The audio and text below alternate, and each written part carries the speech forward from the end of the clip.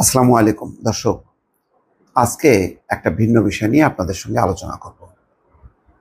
অনুরোধ করব, প্লিজ আপনারা এই আলোচনাটা মিস করবেন না। এই কারণে যে আমার কথা শোনার জন্য না, আমার কিছু অবজারভেশন আছে। বিদ্যমান রাজনৈতিক পরিস্থিতিতে আমার কিছু বক্তব্য আছে এবং এই বক্তব্যটা আমি বলবো আপনাদের উদ্দেশ্যে, কেননা আপনাদের কাছ থেকে আমি শুনতে চাই। তা আমি কিভাবে শুনবো? আমি তো ভিডিও করতে পারবো না আপনাদের এত মানুষের। আপনারা দয়া করে কমেন্ট বক্সে মতামতগুলি লেখেন। আমি যেমন এখন প্রতিদিনই আপনারা যে মতামতগুলি দিচ্ছেন, ওই মতামতের আলোকে আমি আবার কিন্তু একটা ভিডিও করছি। তাহলে আপনারা প্লিজ আমার সাথে অংশ নেন এবং আপনারা আলোচনা করেন, তাহলে আমিও একটু বুঝতে পারবো যে আসলে কি ঘটছে, বা আপনাদের চিন্তার সাথে আমার চিন্তার মিল আছে কিনা, আমার চিন্তার সাথে আপনাদের মিল আছে কিনা। বিষয়টা হলো, আমি কয়েকদিন থেকে ভাবছি যে আমরা কি দ্বিতীয় একটা ভুল করতে যাচ্ছি 53-54 বছর পর। কি ভুল? আপনারা প্রায়ই বা আমরা শুনি রাজনীতিকদের কাছ থেকে যে এটা হচ্ছে দ্বিতীয় স্বাধীনতা। প্রথম স্বাধীনতা কি 71, দ্বিতীয় স্বাধীনতা কি 24, অর্থাৎ জুলাই আগস্ট। 5ই আগস্ট শেখ হাসিনা বিদেশে পালিয়ে যাওয়ার পর আবার মুক্ত হলো, স্বৈরাচার মুক্ত হলো। আর 71-এ হানাদার মুক্ত হলো, মানে স্বাধীন হলো। আর এখানে গণতন্ত্র ফিরে পেল, স্বৈরাচার মুক্ত হলো। দুইটা দিবস অবশ্যই স্বাধীনতা আর গণঅভ্যুত্থান এক না। তারপরেও মানুষ তুলনা কেন করছে? যে 71-এ মুক্তিযুদ্ধে সর্বস্তরের মানুষের অংশগ্রহণ ছিল, ঠিক একইভাবে শেখ হাসিনার পতনে সর্বস্তরের মানুষের অংশগ্রহণ ছিল। এই দুইটা সর্বোচ্চ সংখ্যক মানুষের অংশগ্রহণের কারণে দুইটাকে তুলনা করা হয়, দুইটাকে পাশাপাশি রাখা হয়। এখন প্রশ্ন হলো, ওই প্রথম যে স্বাধীনতা, প্রথম যে মানুষের অংশগ্রহণে যে মুক্তিযুদ্ধ, বাংলাদেশ স্বাধীন হওয়া, সেই স্বাধীনতাটাকে আপনি বলবেন যে আমরা খুব সফল হয়েছিলাম, কাজটা সঠিক হয়েছিল, কিন্তু পরবর্তীতে কি আমরা সফল হয়েছিলাম? হইনি। আচ্ছা, 24-এর যে 5ই আগস্ট মানুষের অংশগ্রহণে একটা বিশাল গণঅভ্যুত্থান, সেটা কি সফল হয়েছে?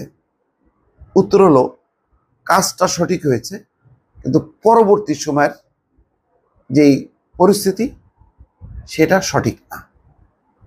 কি সঠিক না? আগের কি ভুল আর এখন কি ভুল? আগের ভুলটা অনেকেই বলেন যে মুক্তিযুদ্ধের পরে দরকার ছিল দেশ গঠনে সবার অংশগ্রহণে একটা জাতীয় সরকার গঠন করা, অন্তত দেশ পুনর্গঠনের জন্য একটা 5 বছর বা 10 বছর সব রাজনৈতিক দল, যে দলগুলো মুক্তিযুদ্ধ করেছিল, স্বাধীনতা যুদ্ধে অংশ নিয়েছিল, তাদেরকে নিয়ে একটা জাতীয় সরকার। সেই সরকারে শেখ মুজিবুর রহমান তিনি নেতৃত্ব দিতে পারতেন, এই নিয়ে কোনো বিতর্ক ছিল না। এমনকি মাওলানা ভাসানীও আপত্তি করতেন না, তিনিও থাকতেন সরকারে। তারপরে সেই অধ্যাপক মুজাফফর আহমেদ, তিনিও থাকতেন। মনি সিং, তিনিও থাকতেন।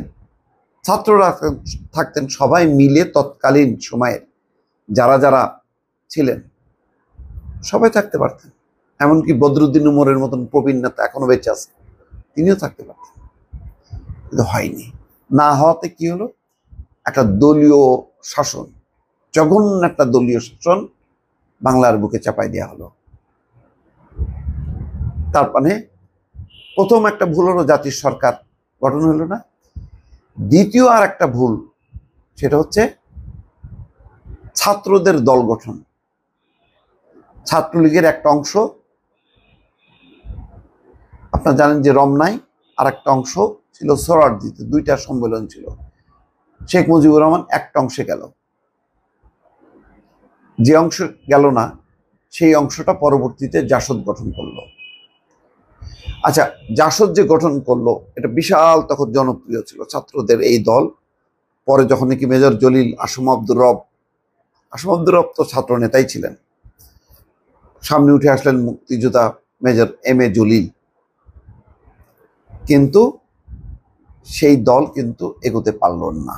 পরে ওই দল যখন নাকি রাজনৈতিক দলগুলো নিষিদ্ধ হলো, বাকশাল কায়েম হলো, তখন আন্ডারগ্রাউন্ডে চলে গেল, গণবাহিনী তৈরি করলো। তারপর যা হয় থানা লুট এটা সেটা করে পুরো আওয়ামী লীগ শত শত হাজার হাজার নেতাকর্মী মারা গেল এবং জাসদ কিন্তু সেই লক্ষ্যচ্যুত হয়ে গেল। ওই সময়ও এই ধরনের বাহিনী গঠন না করে রাজনৈতিকভাবে যদি পরিস্থিতি মোকাবেলা করা হতো তাহলে ভালো হতো। তাহলে কি হলো, সেই জাসদ আজকে কোথায়? তখন তো ছিল প্রধান একটা দল, কিন্তু টিকতে পারলো না। শেখ মুজিবের স্বৈরশাসনের মুখে আর টেকা সম্ভব হইল না। আর জাসদেরও ওই যে একটা রাজনৈতিক দল চলে গেল যখন সশস্ত্র কর্মকাণ্ডে, তখন জাসদেরও অস্তিত্ব প্রায় বিলীন হয়ে গেল। আর এখন তো জাসদ বলতে তো কি পরিস্থিতি এটা আর বলার অপেক্ষা রাখে না। যাই, তাহলে প্রথম জাতীয় সরকার গঠন না করা একটা ভুল ছিল, আর এই ছাত্রদের যে দল গঠন জাসদ সেটাও ভুল ছিল। তারই কি একটা পুনরাবৃত্তি ঘটল জুলাই গণঅভ্যুত্থানের পরে। জুলাই গণঅভ্যুত্থানের পর কেন অন্তর্বর্তী সরকার ডক্টর মোহাম্মদ ইউনূসকে ডেকে এনে ছাত্ররা সঠিক কাজ করেছিল, কিন্তু রাজনৈতিক দলগুলো ধারণ করলো না কেন? কেন তারা জাতীয় সরকার গঠন করলো না? এই প্রশ্নের উত্তর আমি এখনো জানি না।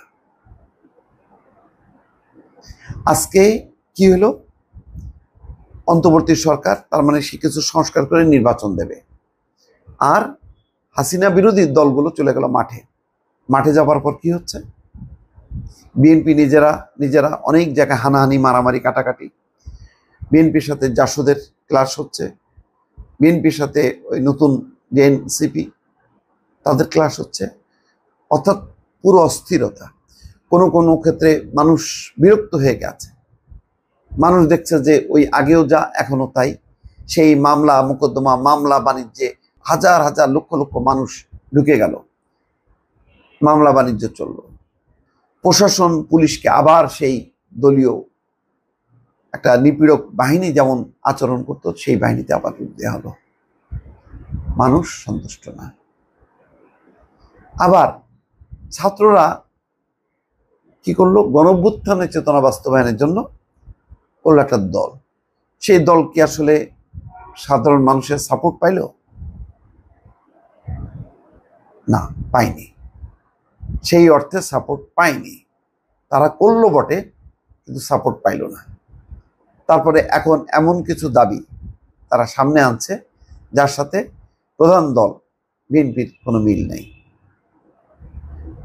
তাহলে ছাত্রদের সেই গণঅভ্যুত্থানে নেতৃত্ব দেয়া আর রাজনৈতিক অঙ্গনে এসে কি প্রধান দল হিসেবে সামনে আসতে পারলো? ছাত্রদের কি এমন মানে তারা 300 আসনে নাকি নির্বাচন করবে, 300 আসনে প্রার্থী জিতে আসার মতন বর্তমান বিদ্যমান রাজনৈতিক কাঠামোয় এটা কি সম্ভব? কয়জন জিতবে? আর যদি জিততে না পারে তাহলে কি হবে? ফলে এই যে ছাত্ররা সেই বিশাল শক্তিটা চট করে যে সংকুচিত হয়ে গেল, এই দল গঠনটাও একটা ভুল সিদ্ধান্ত বলে অনেকে মনে করছে। আমারও ভাবনা তাই, যে সঠিক কাজ হয়নি। তাহলে ওই ৭১-এর পরে যে জাতীয় সরকার গঠন না করা, ছাত্রদের দল করা যে ভুল, আজকে কি সেই ৫৩-৫৪ বছর পরে এসে যে একটা সফল গণঅভ্যুত্থানের পর জাতীয় সরকার গঠন না করা, ছাত্রদের দল গঠন করা, এটা কি দ্বিতীয় আর একটা ভুল?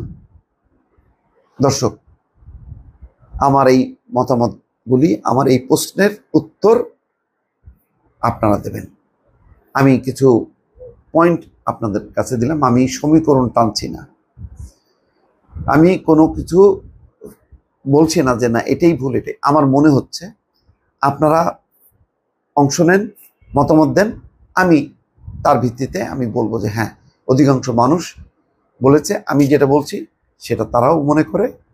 আর যদি না হয় তাহলে আমি বলবো যে না, আমার সম্ভবত এটা বক্তব্য ভুল, মানুষ এটা এটা এটা এটা বলছে। প্লিজ অংশ নেন এবং অনুরোধ করছি যে আমার এই মতামতগুলি আমি প্রায় আপনাদের কাছ থেকে জানবো। চ্যানেলটা সাবস্ক্রাইব করেন, যদি আপনারা ইউটিউব দেখে থাকেন সাবস্ক্রাইব করেন, আর যারা ফেসবুকে দেখবেন তারা অবশ্যই লাইক দেবেন বা ফলো দেবেন, যাতে আপনারা সবসময় আমার এই মতামতগুলি লক্ষ্য করতে পারেন এবং অংশ নিতে পারেন। আমি যে কথাগুলি বলছি আমার কোনো দলীয় কোনো স্বার্থ নেই। দেশের মানুষ, দেশ, এই চিন্তা থেকে আমি সামনে পয়েন্টগুলো নিয়ে আসলাম। ভালো থাকবেন। আল্লাহ হাফেজ।